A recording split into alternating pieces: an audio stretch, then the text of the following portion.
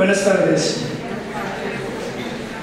Muchas gracias a la aplicación por la invitación que me hace para esta tarde a hablar sobre el tema de la muerte y sus símbolos, y qué reto tan bonito y tan grande hablar precisamente de este tema justo después de horas de almuerzo. Particularmente siempre he tenido un sentimiento muy bonito sobre el tema de la muerte, siempre me ha llamado poderosamente la atención y ha sido objeto desde hace varios años de búsquedas con mucho amor, con mucha pasión, pero también con muchas limitaciones por parte de esos afanes académicos que muchas veces lo persiguen a uno. Cuando pensaba sobre el tema de la muerte y los símbolos, y pensaba en términos pedagógicos y metodológicos cuál era la mejor forma de transmitir, como les dije, esas dudas, esas inquietudes o esos hallazgos tan bonitos que se han tenido a lo largo de estos años, se me ocurrió que la mejor manera era precisamente la manera como a mí me había seducido y me había encantado este tema. Quisiera inicialmente hacer una crítica sobre el contexto en que nosotros entendemos y vivimos la muerte en términos contemporáneos. Tratar de hacer unas precisiones en términos conceptuales para luego entrar precisamente a lo que yo entiendo como la parte del símbolo dentro del proceso del morir humano. Y todo parte, como decíamos, de lo que nosotros hemos llamado en términos de la historia o en términos de la filosofía la racionalidad instrumental. Esa racionalidad instrumental a la que nosotros le demos tantas cosas, pero que también en muchos otros aspectos de la vida me parece a mí que ha empobrecido la expresión de la misma, y que precisamente el tema que nos convoca para el día de hoy ha sido víctima de este empobrecimiento gracias a esta racionalidad instrumental y a las consecuencias de la misma. Cuando hace más o menos unos 80, 60, 70, 80 años se hablaba de fenómenos como la medicina natural bajo un mundo racional, bajo un mundo instrumental, ese concepto solamente podía despertar risas entre los académicos. La racionalidad instrumental nos enseñó a ver que el mundo era entendido y era explicado por las lógicas de la razón, y todo aquello que escapara de las lógicas de la razón entonces era susceptible de sospecha, o si no, lo que hacíamos era dejarlo de lado. Lo más bonito y lo más curioso es que en la época de la razón son precisamente aquellos tipos de fenómenos que no son explicados y que no son abordados por la razón misma los que más nos llaman la atención y los que muchas veces más nos enganchan. Yo siempre les he dicho a mis estudiantes que la mejor manera muchas veces de atrapar la atención en un curso, cuando uno está hablando de un fenómeno racional, tiene que ver con aquellas cosas que nada tienen que ver con la racionalidad. Hay una frase muy bonita que dice acerca de las brujas, palabras más, palabras menos, que las brujas no existen, pero que las hay, y uno se muere de la risa porque entonces si no existen, ¿cómo afirmamos la existencia de ellas con frases como estas? Se habla de fenómenos como el espiritismo, y aunque la mayoría de las personas no creen en eso, sí le colocan mucha atención cuando hay algún relato que da cuenta del mismo. Y en esa medida, repito entonces, el problema de la racionalidad instrumental, vuelvo a hacer la salvedad que es esta racionalidad instrumental la que nos tiene en el momento en que nosotros estamos de desarrollo científico y tecnológico, es la que frente al tema de la muerte nos ha puesto en calzas prietas en los últimos 30 o 40 años. Nosotros, y esta es la hipótesis de la que parto, hemos empobrecido el tema de la muerte. La muerte hoy la asignamos, pero la muerte hoy no la simbolizamos. Sobre la muerte se cifran una cantidad de datos, de estadísticas, ¿cierto?, de valores numéricos, hacemos una cantidad de descripciones sobre la misma, pero inmediatamente surge una pregunta en términos hermenéuticos. Nuestra cultura y nuestra sociedad está más cerca de comprender el fenómeno de la muerte que otras culturas, o definitivamente se encuentra mucho más lejana de entender ese fenómeno. La hipótesis es que cuando nosotros empobrecemos simbólicamente un tema tan importante como el tema de la muerte, definitivamente estamos más lejos de comprenderlo.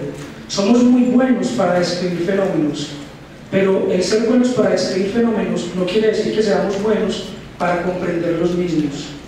Piensen, por ejemplo, en descripciones que hacemos a partir de indicadores, a partir de variables, por ejemplo en el tema de la salud, como sé que son las personas o tienen como profesión las personas que se encuentran en el día de hoy en este espacio. Tenemos por ejemplo indicadores frente al tema de alimentación, lo cual no quiere decir que entendamos qué sucede con el fenómeno de la alimentación. En la salud somos expertos para construir indicadores para medir los impactos y la gestión sobre una cantidad de situaciones, lo cual no quiere decir que comprendamos qué es lo que está pasando en ese lugar. Y la muerte por excelencia es la que refleja precisamente esta concepción. Ya la filosofía, a comienzos del siglo XX, nos empezaba a mostrar el problema tan serio que tenemos frente a las preguntas fundantes de la vida. Ya Heidegger decía que hay cierto tipo de verdades que no se revelan por las lógicas de la racionalidad, que hay verdades que se revelan en el arte, que hay verdades que se revelan, por ejemplo, en los sueños, que hay verdades que se revelan en la poesía, y que ese tipo de verdades es imposible dar cuenta de ellas por esas lógicas racionales. Recuerdo esas palabras también desde el poeta Pablo Neruda, cuando en uno de sus poemas decía: ¿por qué es tan corto el amor y por qué es tan largo el olvido? Pues quien alguna vez haya tenido una decepción amorosa entenderá la contundencia de esta verdad tan bella y expresada de manera poética. En esta medida, entonces, debemos aclarar en términos conceptuales que aquí nosotros no estamos hablando de la muerte simple y llanamente como un fenómeno biológico. Aquí nosotros proponemos un alcance de pronto más pretencioso, pero creo que más humano. La muerte no solamente es un fenómeno humano, la muerte es un fenómeno cultural y la muerte es un fenómeno antropológico. Y desde esa perspectiva es que yo quiero compartir con ustedes esta pequeña reflexión. Decía ahorita que la muerte, nosotros hemos perdido esa capacidad de simbolizarla, que la cultura contemporánea es muy buena para generar signos que me den descripciones sobre este tema, pero esa capacidad de simbolizarla sí aparecía de una manera muy clara y muy bella en las tradiciones antiguas. Las civilizaciones o los pueblos antiguos tenían diferentes maneras de simbolizar el tema de la muerte y por ende quizás es mejor de comprenderlo. Dice Orlando Mejía, médico, manizalita, si la memoria no me traiciona, en un texto muy bello sobre la muerte, dice que el problema de la comprensión no es generar conceptos. Nosotros no comprendemos un fenómeno cuando somos capaces de conceptualizarlo, y esa es una falacia que se ha tenido a partir también nuevamente de lo que es el pensamiento moderno. Nosotros comprendemos un fenómeno cuando lo llevamos en la piel. Por eso muchas veces cuando nosotros hablamos de pobreza y lo hacemos desde categorías conceptuales y no desde la piel, seguimos sin entender qué implica ese fenómeno. Y lo que le permite a uno llevar sobre la piel este tipo de experiencias, lejos está solamente de la parte teórica o incluso de la misma vivencia. Son los símbolos que a mí me permiten de una u otra manera habitar en ese tipo de situaciones y en ese tipo de circunstancias. Pero para poder explicar la importancia de ese símbolo que me ayuda a mí a entender y a comprender el fenómeno de la muerte, más allá, como decíamos, simple y llanamente de una mera vivencia, qué mejor que traer aquí esa sabiduría que muchas veces le queda como eco a la humanidad en términos de lo que otras civilizaciones nos propusieron en un momento determinado. La mitología, que es un relato que bajo la perspectiva del pensamiento moderno, el pensamiento científico racional, muchas veces parece ilógico e incluso inconsecuente, nos muestra también esa clara evidencia frente a las preguntas fundamentales de la existencia humana, como el tema de la muerte. La primera leyenda de la humanidad, por lo menos la que nosotros conocemos en Occidente, que es la leyenda de Gilgamesh de la tradición sumeria, nos va a traer precisamente una reflexión bellísima acerca de la muerte. Gilgamesh emprende una serie de aventuras muy lindas, muy bellas, porque básicamente esas aventuras tienen una inspiración en el corazón del personaje, y es resolver la pregunta de por qué las personas que nosotros amamos tienen que morir. Y cuando uno se va a cada una de las tradiciones, se encuentra que hay relatos muy bellos y que hay personajes que nos van a hablar sobre este tema de la muerte. Yo quisiera compartir con ustedes, en un espacio chiquitico, una tradición que muy seguramente, por la lejanía que hemos tenido frente a la misma, para la gran mayoría puede ser desconocida, pero eso no quiere decir que no tenga esa magia, ese encanto, por ejemplo, de lo que nosotros conocemos en la mitología griega, y va a ser la mitología nórdica y especialmente la mitología vikinga. Uno de los mitos más bellos que yo haya tenido la oportunidad de trabajar ha sido el mito de Balder, y específicamente un mito que se llama la lágrima negada. Cuenta el mito lo siguiente: Balder era hijo del dios todopoderoso llamado Odín, que se le conocía como el padre de todo, y de su esposa Frigg. Balder era gemelo y su hermano gemelo se llamaba Oder. Oder tenía las siguientes características. Oder era un personaje sombrío, taciturno, y tenía como principal característica que era ciega. Y bajo estas condiciones va a construir su personalidad. Mientras que su hermano gemelo, Balder, va a ser el dios de la luz y va a ser conocido por ser el dios más bello entre todos los dioses nórdicos. Además de ser bello, era un dios que con su encanto robaba el corazón tanto de los dioses como de las diosas. Se le conocía por su amabilidad y por la dulzura en su espíritu y en su alma. Algún día, Balder, que tenía como principal característica que era capaz de, a través de los sueños, obtener premoniciones de lo que va a ser el futuro de los demás, algún día Balder se levanta muy triste. Su esposa, que se llama Nanna, se acerca a él para besarlo como lo hace todos los días en la mañana, y Balder no le presta atención. La esposa sabe que algo muy grave ha pasado. Balder se levanta, sale de sus aposentos y se dirige en busca de su padre, y cuando llega donde su padre, le cuenta que ha tenido no los sueños lindos que siempre había tenido, sino que ha tenido una terrible pesadilla. Balder le cuenta que en esa pesadilla soñó como uno de sus hermanos le iba a quitar la vida. Odín, total absolutamente preocupado, decide bajar al Helheim, que es como la especie de infierno en el mundo nórdico, y allí consultar con una especie de pitonisa, con una suerte de bruja. Le cuenta el sueño de Balder, y la pitonisa le dice que efectivamente el sueño, lo que es o lo que representa, es el destino del dios Balder. Claro, Odín, total absolutamente preocupado, le dice a la pitonisa que qué se puede hacer. Entonces la pitonisa le dice: es que no lo has entendido, frente al destino de tu hijo no hay nada que puedas hacer, incluso tú, el dios más poderoso de todos. Nada podrá torcer el destino que le espera a Balder, que es la muerte por manos de uno de sus hermanos. Odín sube sumamente preocupado nuevamente al Valhalla, al palacio donde él vive. Le cuenta a su esposa lo que ha sucedido, y la esposa, madre de Balder, decide que ella tiene que tomar cartas en el asunto. Y cuando toma cartas en el asunto, los toma de la siguiente manera. Frigg se pone a pensar cuál es la mejor manera de engañar a la muerte, cuál es la mejor manera de torcer un destino. Y Frigg se le ocurre que le va a pedir a todos los elementos de la naturaleza que hagan una promesa. Y esa promesa es que con nada van a dañar a Balder. Y efectivamente Frigg convoca a todos los elementos de la naturaleza, y todos juran que no van a tocar a Balder y que no le van a hacer nada. ¿Significa esto que Balder no va a ser dañado por el agua? Balder no va a ser dañado por el fuego. Balder no va a ser lastimado por la tierra. Balder no va a ser dañado por la madera. Balder no va a ser apoyado por las rocas. Balder no va a ser tocado por ninguno de los animales. Pero entre todos los elementos de la naturaleza hay uno al que no se le pide que realice la promesa. Y no se le pide que realice la promesa porque es quizás el elemento más joven, y por su aspecto quizás el más insignificante, al muérdago. Frigg no le pide al muérdago que realice esa promesa. Y efectivamente Balder no va a ser tocado por ninguno de los elementos de la naturaleza, de tal forma que se crea un juego entre los dioses donde a Balder le hacen absolutamente de todo, porque a Balder no le pasa nada. Entonces sus hermanos le lanzan fuego, ¿cierto? Le echan agua hirviendo, muy buena esa familia, le tiran piedras y no pasa nada, porque es que ningún elemento le puede hacer daño a Balder. Resulta que aparece un personaje muy interesante y muy bonito en términos de la tradición nórdica. Ese personaje va a ser Frigg, va a ser Loki, que siempre se identifica como ese dios malvado. A propósito, los que hayan tenido la oportunidad de ver la película de Thor recientemente, Loki empieza a mirar con mucho recelo por qué se preocupan tanto por Balder.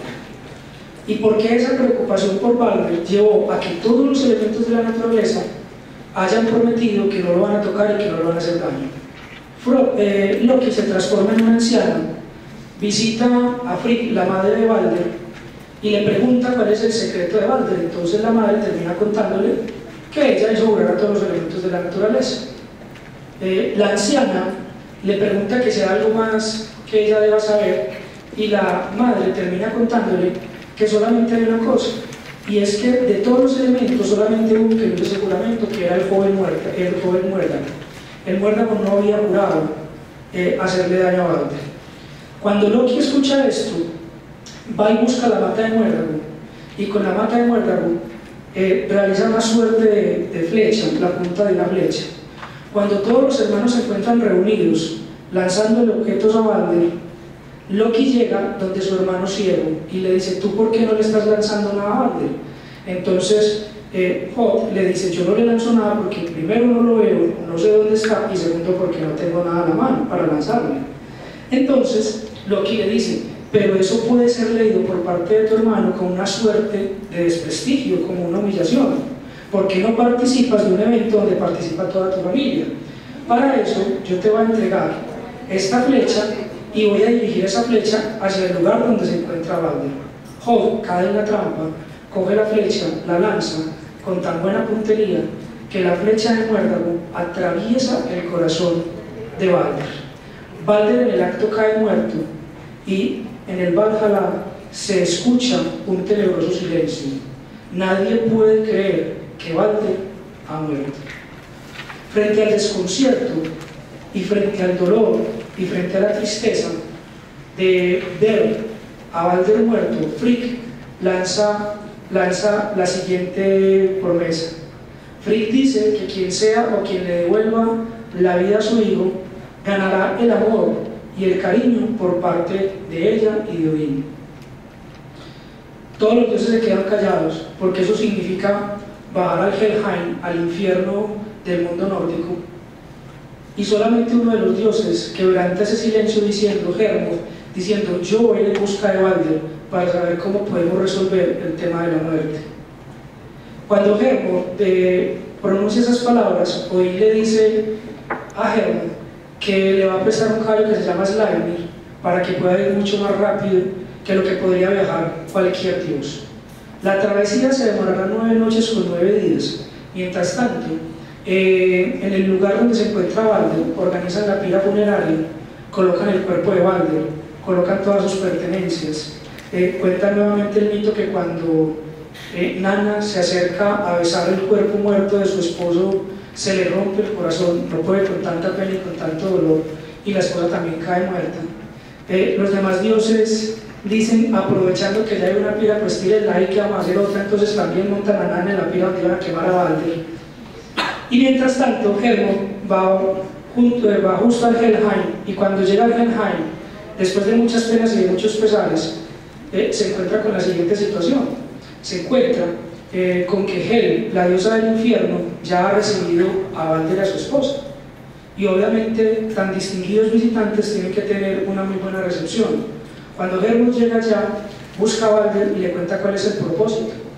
Le dice: he venido a rescatarte, tu madre ha hecho la siguiente promesa, y sobre esa promesa voy a ver qué se puede hacer para remediar el problema de tu muerte y la muerte de tu esposa. Cuando Balder escucha ¿cuál es el motivo para que Hermod se encuentre en ese lugar? Balder le dice que no hay ningún problema, que él se queda ahí, pero que definitivamente el Helheim no es un lugar para una mujer tan bella como Nanna, no es el lugar para una diosa. Le pide que se la lleve a ella. Nanna, cuando escucha estas palabras de Balder, se aferra con más fuerza a su esposo y le dice que ella prefiere una vida en el infierno con él que estar en el paraíso absolutamente sola. Cuando la diosa del infierno escucha que su esposa ama tanto a Balder que es capaz de quedarse mejor en el infierno en vez de devolverse para su lugar de origen, le da una oportunidad a Hermod y le dice: la muerte nunca da paso atrás, pero te va a dar una oportunidad. Y esa oportunidad es: si todas las cosas de la naturaleza lloran por la muerte de Balder, Balder y su esposa podrán regresar nuevamente al Valhalla, cerca de sus padres y de los suyos. Hermo sale nuevamente hacia el lugar donde se encuentran todos los dioses, lleva la razón que le entregó la diosa Hel, y cuando entrega la razón, todos los dioses salen a buscar una lágrima de absolutamente todos los elementos que componen la naturaleza. Entonces se contará cómo el aire llora, cómo el agua llora, cómo las montañas lloran, cómo los metales lloran, y todos van a llorar porque todos quieren que Balder vuelva a la vida. Cuando ya venían de regreso con todos los elementos, se dan cuenta que hay un personaje que se encuentra en una cueva. Es una mujer gigante, y esa mujer gigante tiene por nombre Toca. Cuando Hermo, que es quien la ve, entra a la cueva, le cuenta lo que ha sucedido, lo que ha pedido la diosa del inframundo para poder liberar de la muerte a Balder, a su esposa. La giganta va a decir: lo que le pertenece al Hel, que se quede en el Hel. Yo no tengo nada que agradecer a Balder, no tengo por qué llorar por un ser que ni siquiera conozco. Y le dice a renglón seguido: acuérdate, mi nombre es Ojos Secos. La mujer se niega a llorar. Como la petición decía que todos los elementos tenían que llorar, gracias a esa lágrima negada se queda durante toda la eternidad Balder en el Helheim con su esposa. ¿Cuáles son las interpretaciones que se le han dado a ese mito tan bello? ¿Cuáles son las interpretaciones que se le han dado a este relato? Aquí hay varios elementos que son muy lindos, como por ejemplo, recuerden ese pasaje cuando baja Odín, el padre de todo, precisamente al Helheim, y cuando le cuentan cuál es el destino de su hijo, él dice: yo soy el padre de todo, tengo que ser capaz de torcer el destino. Y la bruja, la pitonisa, le dice: ni siquiera tú lo puedes hacer, ni siquiera tú lo puedes hacer. Recuerden que la primera diferenciación que nosotros vamos a hacer en términos antropológicos frente al tema de la muerte son dos conceptos que han construido la humanidad: el concepto de la mortalidad y el concepto de la inmortalidad. Esos mitos que le permitían al hombre ubicarlo y poderse diferenciar, por ejemplo, de otro tipo de seres como los dioses, que uno lo encuentra de una manera tan bella, tan clara y tan definida, por ejemplo, en el mundo griego.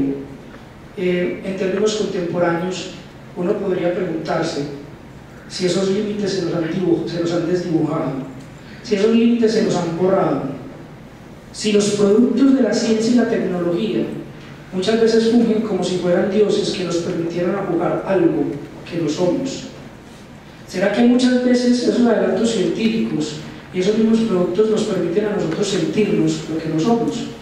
Como dice el bioeticista Diego Gracia, jugamos a ser dioses, pero jugamos a ser dioses con las manos humanas, con el corazón humano y con la inteligencia humana.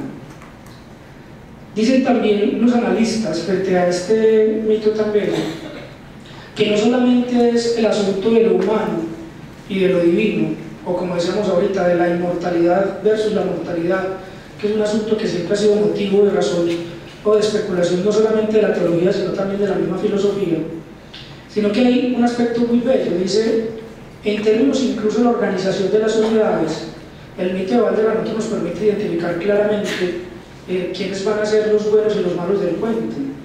Loki, a partir de la muerte de Balder, se comienza a investigar, a indagar qué fue lo que pasó, y terminan dándose cuenta que es que Loki le dijo a Hermo que lanzara esa flecha, y empiezan a desenmascarar el mal. Entonces muchas veces a través de la muerte es que nosotros logramos identificar esas dos grandes fuerzas que constituyen al mundo y que constituyen a la humanidad, como es la fuerza de la bondad y como es la fuerza de la maldad. Pero es cuando lo pensamos, no solamente en términos de posibilidad técnica, sino en términos del habitar mismo del hombre a partir del reconocimiento de la muerte. Y el reconocimiento de la muerte no solamente como un proceso biológico, como lo decíamos ahorita, sino la muerte como un proceso antropológico y la muerte como un proceso cultural. Y finalmente, aquí con el personal de la salud, hay una tercera reflexión que me parece a mí la reflexión más linda y más bella cuando hablamos de la muerte, cuando hablamos de los símbolos, o sea, de la manera como el hombre interpreta un fenómeno como el de la muerte, y tiene que ver ya directamente con la lágrima negada, como lo decíamos al principio. Dice Jean-Pierre Bernard frente al mito de Balder, que el mito de Balder nos enseña una realidad que es muy dura en el mundo, y que es muy dura aceptarla en términos de humanidad. Nos dirá Jean-Pierre Bernard que muchas veces en las manos de un perfecto idiota puede estar la vida del hombre más bello del mundo. Y cuando lo pienso en términos de las personas que estamos aquí sentadas, ¿cuántos Balder podemos tener al frente de nosotros? ¿Cuántos seres bellos, cierto? ¿Cuántos seres magníficos podemos tener al frente? Y la vida de un hombre tan bello, la vida de una persona tan maravillosa, muchas veces depende de las manos de cada uno de ustedes. Esa es la vida y esa es la muerte. Muchas gracias. San Vicente Fundación, una vida entera por la vida.